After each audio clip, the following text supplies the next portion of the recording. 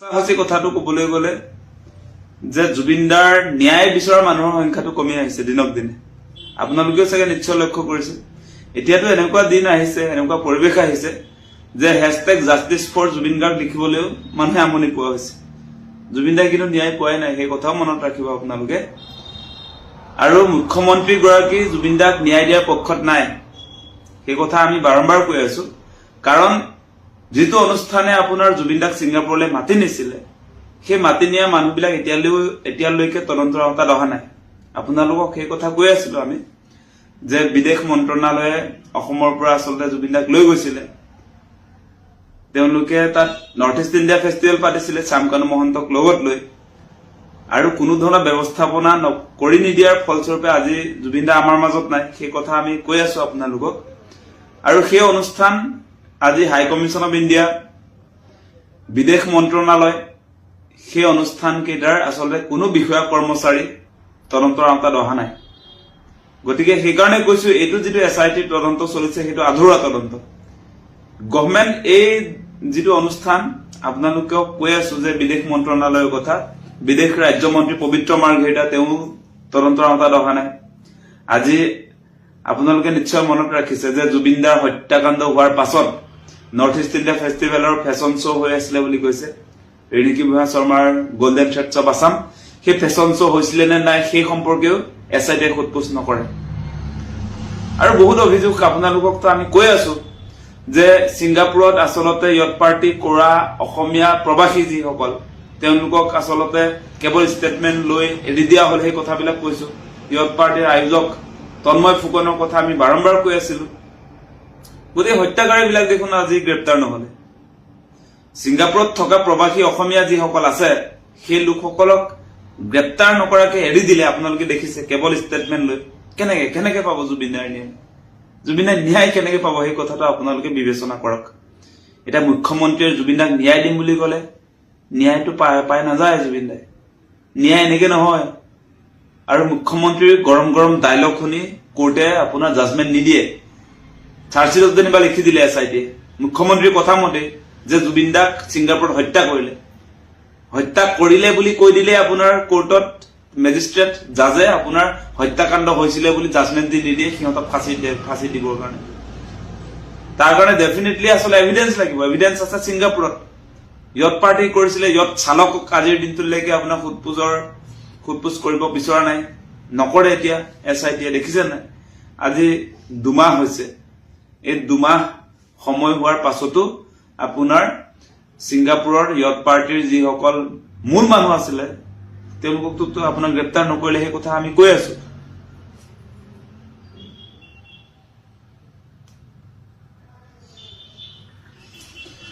গতিকে মেইন কথাত আমি অসমীয়া মানুহে ধৰিব পৰা নাই। এতিয়া আচল কথাবিলাক কবলৈ গ'লে মেইন কথাত আমি ঢুকিয়ে পোৱা নাই। জুবিনদাৰ হত্যাকাণ্ডটোৰ ক্ষেত্ৰত যাক ধৰিব লাগে আমি ধৰা নাই। আমি এই সৰু সৰু কথাত লাগি আছো। এতিয়া চাহৰ দোকানী, জুবিনদাৰ কাৰণে কেতিয়াবা ৰুটি বনোৱা, ৰুটি খাবলৈ কেতিয়াবা গৈছিলে, সেই দোকানীটোৱে সোধপোছ কৰি আছে। সেই সোধপোছ কৰিলে জুবিনদাৰ হত্যাকাণ্ডৰ ৰিজাল্ট নোলায়।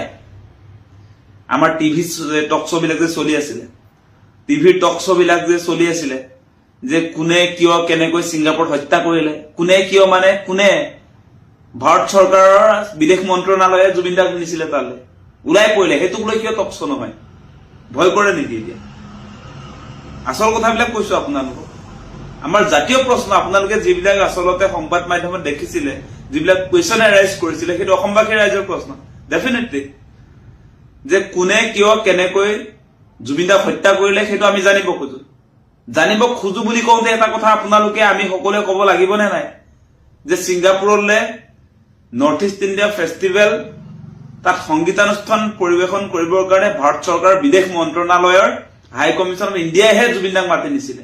সেইটোতো এষাৰো কোনেও ক'বলৈ বিচৰা নাই, কোনেও নিবিচাৰে। কিয়? ভয় খায় নেকি? গভৰ্ণমেণ্টক প্ৰশ্ন সুধিবলৈ ভয় খায় নেকি?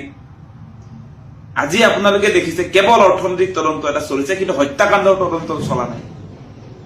হত্যাকাণ্ডৰ তদন্ত চলিবলৈ হলে য়ট পাৰ্টি, য়ট চালকক আপোনাৰ জেৰাৰ আওতালৈ আনিব লাগিব, তেওঁলোকক সোধপোছ কৰিব লাগিব। তেওঁলোকৰ সন্মুখত জুবিনদাৰ হত্যাকাণ্ড হৈছিলে। CCTV ফুটেজ বিলাক ল'ব লাগিব য়টখনৰ পৰা। সেইবিলাকে এভিডেন্স সেই এভিডেন্স কোৰ্টত প্ৰডিউচ কৰিলেহে এই হত্যাকাণ্ডটোৰ আচল ঘটনাটো পোহৰলৈ আহিব বা যিবিলাক হত্যাকাৰী তেওঁলোকক আচলতে কোৰ্টে উপযুক্ত শাস্তি দিব এটা মুখ্যমন্ত্ৰীয়ে এই তাৰিখবিলাক যে দি থাকে আগতেও এনেকুৱা তাৰিখ দেখিছিলো তেওঁৰ এছআইটি গৌৰৱ গগৈ কিবা 8 ছেপ্টেম্বৰৰ কথা কৈছিলে অসম তুলপাৰ লাগি যাব বুলি কৈছিল তাৰিখ আহিলে উমঘামে নাই কোন গৌৰৱ গগৈ পাকিস্তানী এজেন্ট বুলি কৈ থাকে পাকিস্তানী এজেন্ট মুকলি আকাশত থাকিব পাৰে কি ব্যৱস্থাপনা এইবিলাক মুখ্যমন্ত্ৰীজন আচলতে সঁচাসঁচিকে এজন মুখ্যমন্ত্ৰী হয় নে নহয় কথাৰ কোনো ভ্যালু নাই পাকিস্তানী এজেন্ট বুলি গৌৰৱ গগৈ কয় আৰু তেওঁ গ্ৰেপ্তাৰ নকৰে কি মানে আজি আপোনাৰ হত্যাকাণ্ড সংঘটিত হৈছিল বুলি কৈছে আৰু হত্যাকাণ্ড সংঘটিত হোৱা সেই ঠাইত থকা যিবিলাক আচলতে আয়োজক মানে সেই কথাই কৈছো আপোনালোকক যে ইয়ত পাৰ্টি কৰাৰ সময়ছোৱাত সাগৰত যেতিয়া জুবিন দাই সাঁতুৰিব গৈছিলে ভিডিঅ'বিলাক যে ওলাই আছিল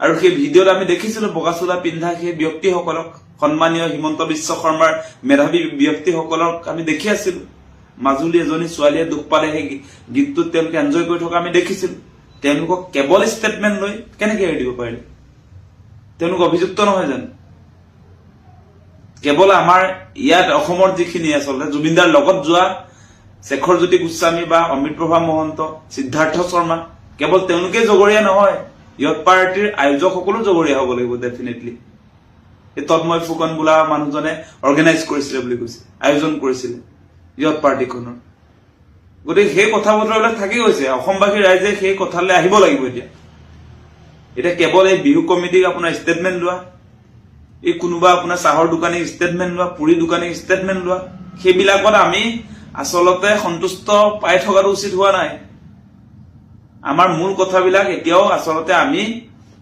উত্থাপনেই কৰিব পৰা নাই মুখ্যমন্ত্ৰী সেইকাৰণে হিৰো হ'বলৈ গৈ আছে আপোনালোকে দেখিব তেওঁ ক'ব এদিন যে চাৰ্জশ্বিটত আমি হত্যাকাণ্ড বুলি লিখি দিছো হত্যাকাণ্ড বুলি লিখি দিলে কোৰ্টে জাজমেন্ট নিদিয়ে সেই কথাটো আপোনালোক বাৰম্বাৰ কৈ আছো গতিকে সেই মৌলিক প্ৰশ্নটো আমি সুধিব লাগিব ন এতিয়া চৰকাৰক এছআইটি আস্থাত লৈ আছো বুলি তেওঁলোকে সুযোগহে পাব কুৱেশ্যন এৰাইজ কৰাৰ সময় এইটো য'ত বিসংগতি দেখিছে সেইবিলাক আমি উত্থাপন কৰিব লাগে আমি প্ৰতিবাদ কৰিব লাগে এতিয়া লাহে লাহে আমি কি কৰিছো এই চামকানু মহন্তৰ নামটোকে বহুতে পাহৰি পেলাইছে জুবিন দাক যে হত্যা কৰিলে হিমন্ত বিশ্ব শৰ্মাৰ ভাতৃ সদৃশ ভাতৃ বুলিয়ে ক'ব লাগিব চামকানু মহন্ত সেই ব্যক্তিজনৰ নামো বহুতে পাহৰি পেলাইছে মুখ্যমন্ত্ৰীৰ এই আপোনাৰ লাখপতি বাইদেউৰ সভাবিলাকত হাঁহি হাঁহি ফটোবিলাক যে মাৰি আছে সেইবিলাক চাই আমি জুবিন দাৰ হত্যাকাৰীবিলাক পাহৰিয়ে গৈছো সিদ্ধাৰ্থ শৰ্মা যে বিজেপিৰ এগৰাকী আচলতে যুৱ মৰ্চাৰ